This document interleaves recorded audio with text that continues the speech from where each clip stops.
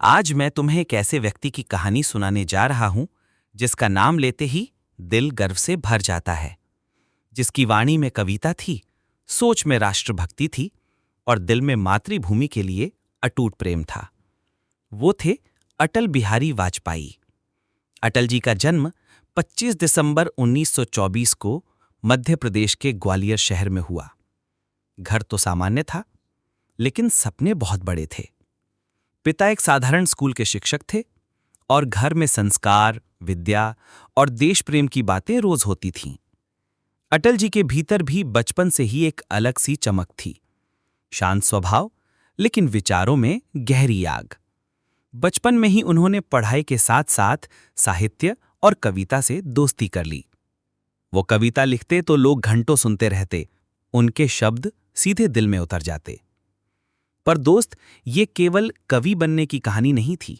ये कहानी है कैसे कवि की, जो आगे चलकर देश का प्रधानमंत्री बना और जिसने अपने जीवन के हर पल को देश की सेवा के लिए समर्पित किया।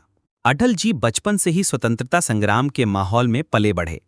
गांधी जी, सुभाष चंद्र बोस जैसे नेताओं के भाषण उन्हें बहुत प्रभावित करते। 1942 में भारत छोड़ो आंदोलन के दौरान अटल जी और उनके बड़े भाई को भी गिरफ्तार किया गया।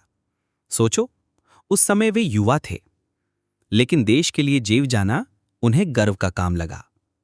पढ़ाई पूरी करने के बाद उन्होंने पत्रकारिता की, लेकिन उनका दिल हमेशा राजनीति की तरफ खींचता रहा।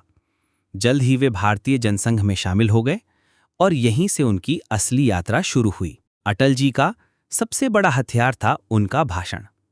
उनकी आवाज में जादू था। वो संसद में बोलते तो विपक्ष भी सुनता। शब्दों में गुस्सा नहीं, गहराई होती।